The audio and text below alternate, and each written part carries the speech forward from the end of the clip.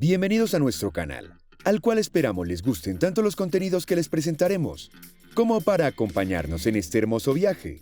En este video vamos a hablar de dinero detrás de las organizaciones Greenpeace. ¿Lo podría ver ocurrir o ser parte de ello Elon Musk? La patética estafa de las ONGs, como WWF o Greenpeace, en un mundo en quiebra. La macroestafa de las ONG financiadas por las élites. ¿Adivina quién gestiona el dinero de las ONGs? Pues, la familia Botín y un tiburón bursátil llamado Salvador García Atance. Greenpeace recibe los fondos de la benefactora Fundación Rockefeller, Grupo Illuminati Turner, de las petroleras Look y Shell y de la Fundación de General Motors. De 4.115 ONGs que reciben más de 700 millones de euros, solo 115 son supervisadas por la FL, entre las cuales no se incluye ni Greenpeace, ni WWFA, ADENA, ni Savera, ni la Fundación B. Ferrer, ni la Fundación de Teresa de Calcuta.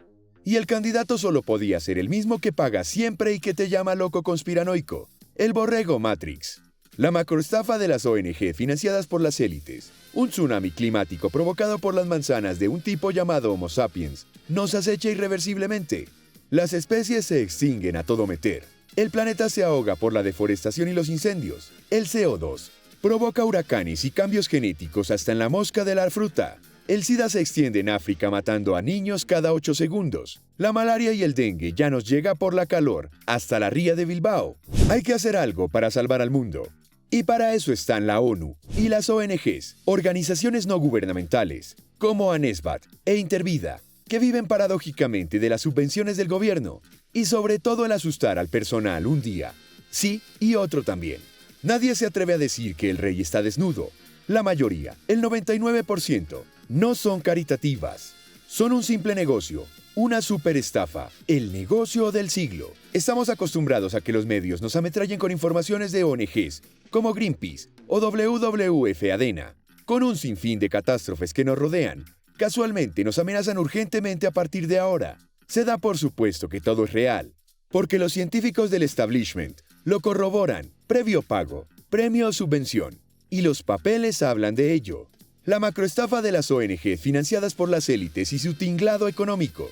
Sin embargo, detrás de todo este catastrofismo barato y amarillista, se esconde un tinglado de intereses económicos de los que nadie puede ni quiere hablar, y de los que viven las principales ONGs mesiánicas, como Greenpeace, Intervida, WWF ADENA, ANESBAT, así como los correspondientes organismos mundiales, todos creados por la ONU NACI, para velar presuntamente por nuestros intereses, es decir, para jodernos en todo lo posible e imaginable y acabar un día con un nuevo orden mundial orwelliano.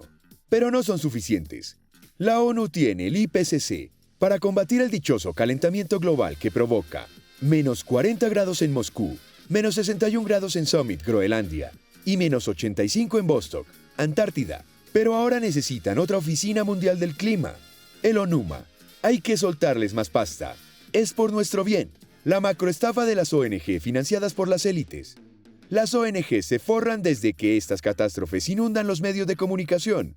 No importa. El escándalo de ClimateGate, que llevemos enfriándonos desde 1998 y que montones de científicos ya confirmen la tesis de Luis Carlos Campos, de que llega un bajón solar con una mini edad de hielo.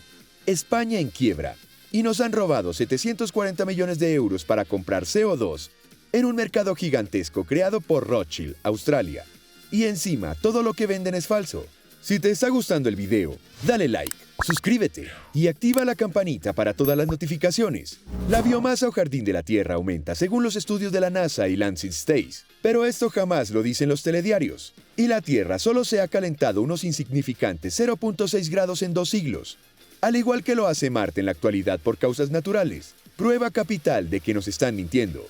El agujero de ozono es natural, ya que se partió en dos y se redujo casi a la mitad en el 2002, con tanta contaminación que dicen que había. Pero cuando nos convencieron de lo del agujero, los mismos, Mario Molina, Susan Solomon, la ONU, se inventaron lo del calentamiento. Más money, please. La hipótesis del SIDA y el calentamiento se basan en simulaciones por ordenador.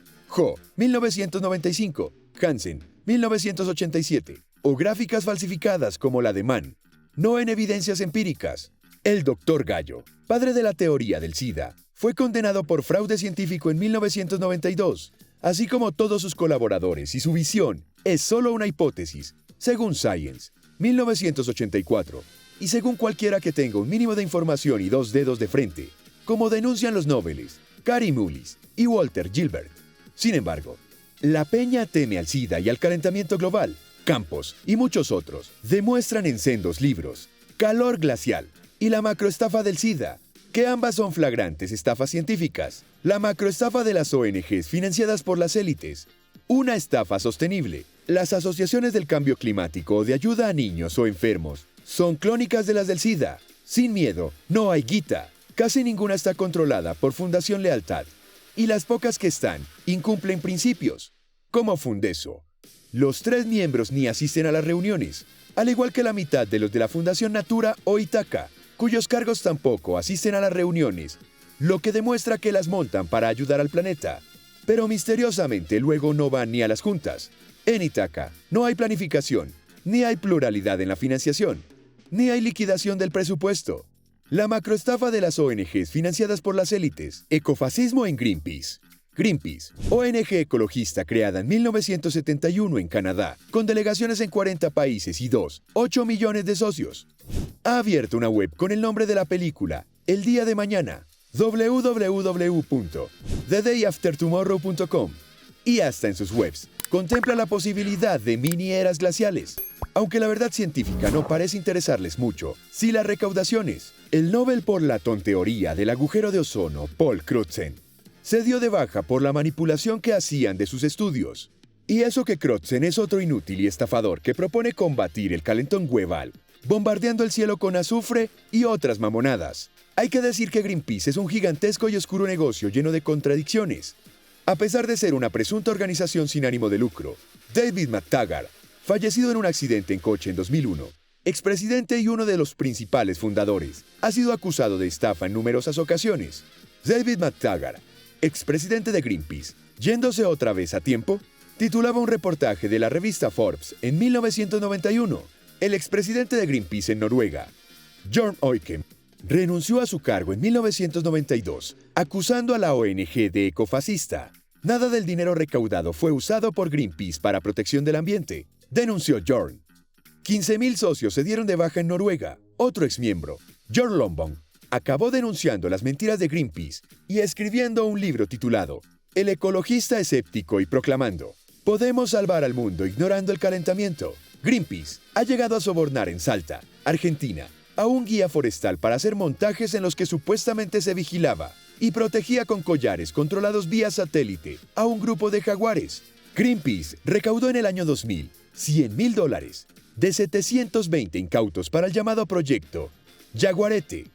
Pero todo era un timo.